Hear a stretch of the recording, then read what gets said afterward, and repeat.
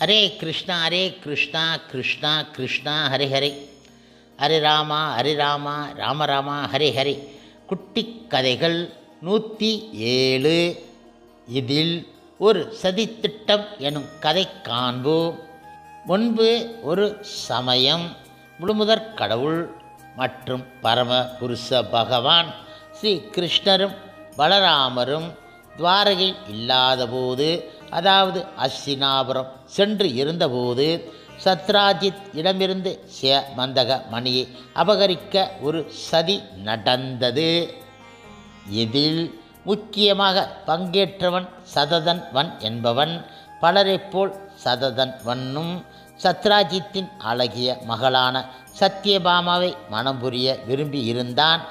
அவளை கன்யா தானம் செய்வதாக சத்ராஜித் பலருக்கு வாக்களித்து இருந்தாலும் பின்னர் அவன் தன் முடிவை மாற்றிக்கொண்டு சத்யபாமாவையும் மந்தக மணியையும் பகவான் கிருஷ்ணருக்கு தர முடிவு செய்து விட்டார். உண்மையில் மந்தக மணியை பகவான் கிருஷ்ணருக்கு தர சத்ராஜித்துக்கு விருப்பம் கிடையாது. இதை அறிந்த பகவான் கிருஷ்ணர் சத்யபாமாவை ஏற்றுக்கொண்டு மணி வேண்டாமென மறுத்துவிட்டார். மணியை திரும்ப பெற்ற சத்ராஜித் திருப்தியடைந்து அதை எப்போதும் தன்னுடன் வைத்து இருந்தான். ஆனால் கிருஷ்ணரும் பலராமரும் நகரில் இல்லாதபோது மணியை அபகரிக்க பலர் கூடி சதி செய்தார்கள். இதில் பகவான் கிருஷ்ணரின் பெரும் பக்தர்களான அக்ரூரரும் கிருதவர்மரும் சேர்ந்து இருந்தார்கள்.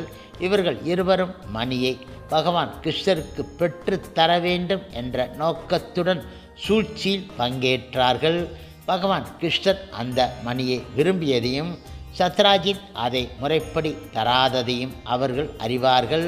மற்றவர்கள் சத்யபாமாவை அடைய முடியாமல் போனதால் ஏமாற்றம் அடைந்து சதித்திட்டத்தில் சேர்ந்து கொண்டார்கள். அவர்களில் சிலர் சத்ராஜித்தை கொன்று மணியை கைப்பற்றும்படி சததன்வனை தூண்டிவிட்டார்கள்.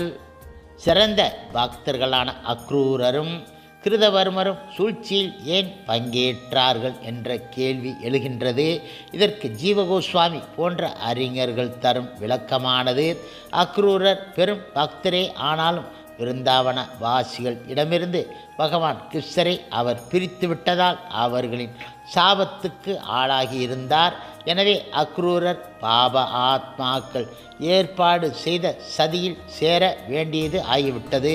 அதுபோன்றே கிருதவர்மரும் சிறந்த பக்தரே ஆனாலும் கம்சனோடு நெருங்கிய தொடர்பு கொண்டு இருந்த காரணத்தால் அந்த பாவத்தின் விளைவாக இந்த சதியில் ஈடுபட்டார்.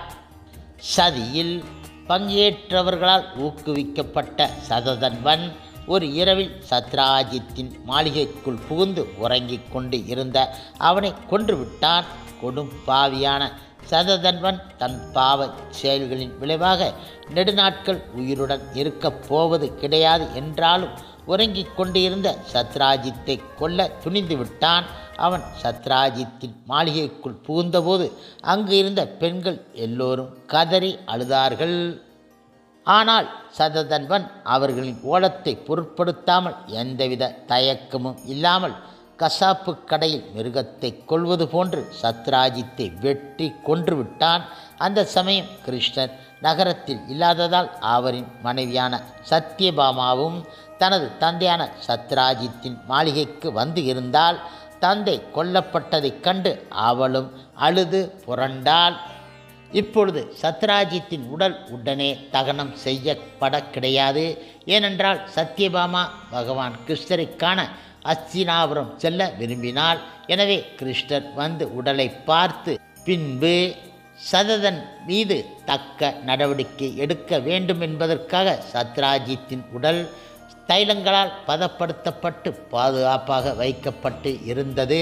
தந்தையின் கோர மரணத்தை பகவான் கிருஷ்ணருக்கு தெரிவிக்க சத்யபாமா அஸ்தினாபுரத்துக்கு புறப்பட்டு போனாள். இப்பொழுது தனது மாமனார் கொல்லப்பட்டதை சத்யபாமா கூற கேட்ட கிருஷ்ணர் ஒரு சாதாரண மனிதனைப் போன்று அழுது புலம்பினார். அப்படி அவர் அழுதது ஒரு ஆச்சரியம். கிருஷ்ணர் செயல் மற்றும் விளைவுகளுக்கு அப்பாற்பட்டவர். ஆனால் அவர் ஒரு மனிதனாக உலவியதால் சத்யபாமாவின் இழப்புக்கு அனுதாபம் தெரிவித்தார். அப்போது அவர் சோக வசப்பட்டு கண்களில் நீர் வழிய அழுது புலம்பினார்.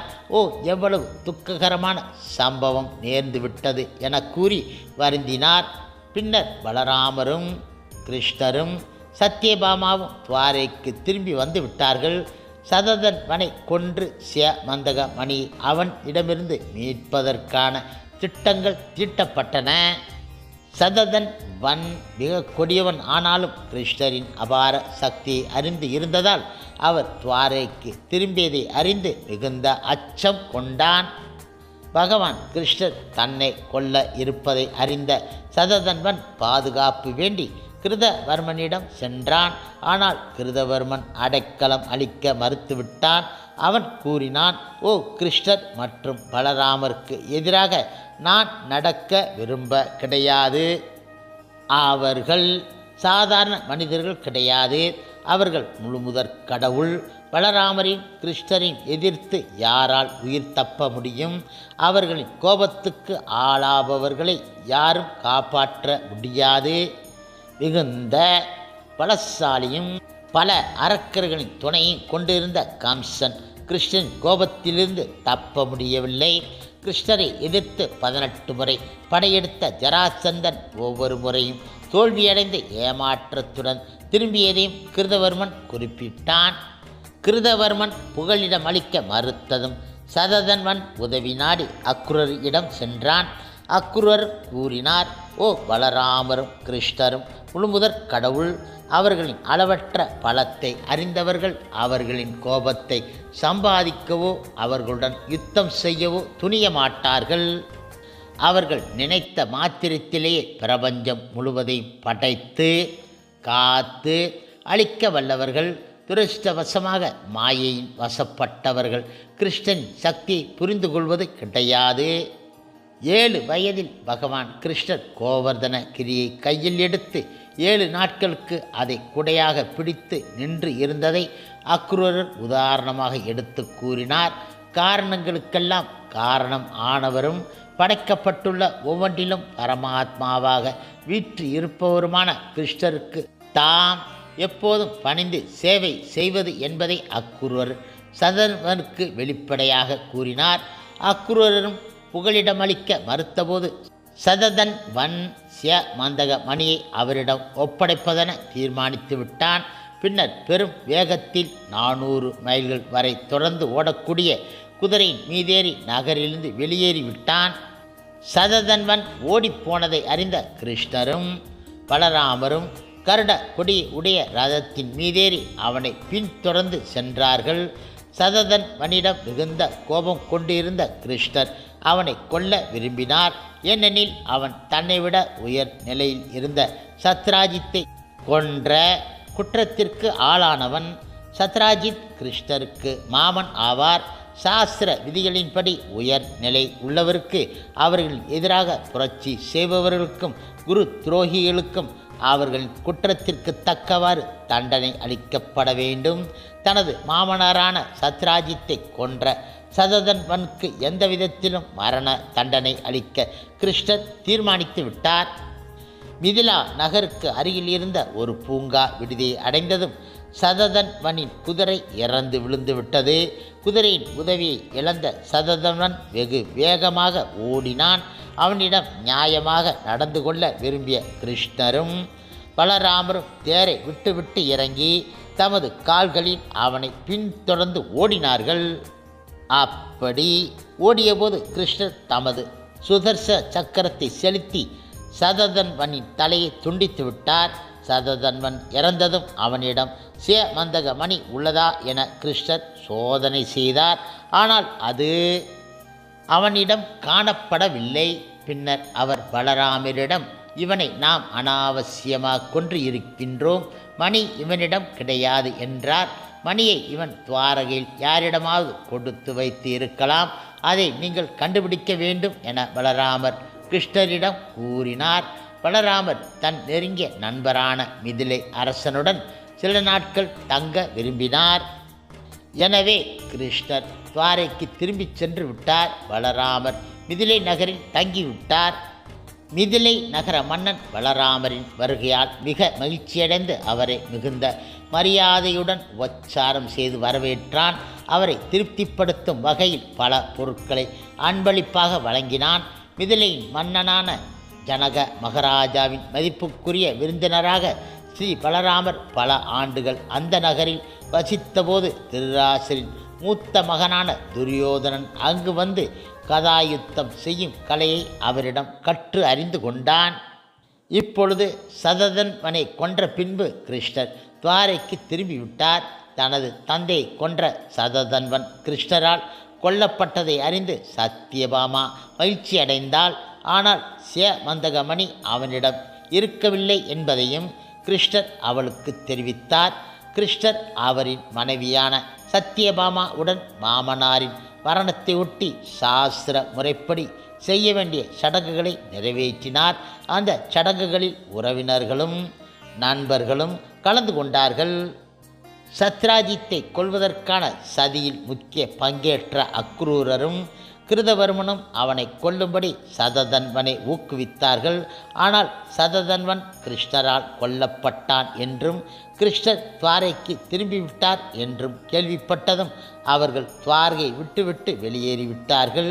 இப்பொழுது பகவான் கிருஷ்ணர் அக்ரூரரை காசியில் இருந்து திரும்ப வரவழைப்பதென அவர் தீர்மானித்தார். அக்ரூரர் கிருஷ்ணரின் மாமன். எனவே அக்ரூரர் துவாரைக்கு திரும்பியதும் ஒரு பெரியவர்க்குரிய மரியாதைகளுடன் கிருஷ்ணர் அவரை வரவேற்றார். பகவான் கிருஷ்ணர் ஒவ்வொருவரின் இதயத்தில் இருக்கும் பரமாத்மா ஒவ்வொருவர் இதயத்திலும் நடைபெறுவதை அவர் அறிவார். சததன்வனுடன் அக்ரூரர் நிகழ்த்திய சதியை கிருஷ்ணர் அறிவார். எனவே அவர் அக்ரூரிடம் புன்னகைத்தபடி பேசினார். அக்ரூரை மாண்புமிக்க மனிதர்கள் சிறந்தவரென குறிப்பிட்டு கிருஷ்ணர் பேசினார். அவர் கூறினார், ஓ அன்பார்ந்த மாமா, மந்தகமணியை சததன்வன் உங்களிடம் விட்டு சென்று இருக்கிறான் என்பதை நான் அறிவேன். சத்ராஜித்துக்கு ஆண் வாரிசு இல்லாததால் மந்தகமணிக்கு நேரடியான உரிமை கொண்டாடக்கூடியவர் எவரும் கிடையாது. அவரின் மகளான சத்யபாமாவுக்கு மணியை அடைய வேண்டுமென்ற ஆவல் கிடையாது. என்றாலும் அவளுக்கு பிறக்க இருக்கும் மகன் சத்ராஜித்தின் பேரன் என்ற வகையில் தனது உரிமையை முறைப்படி நிலை நாட்டிய பின்பு மந்தகமணிக்கு முறையான உரிமையாளன் ஆவான்.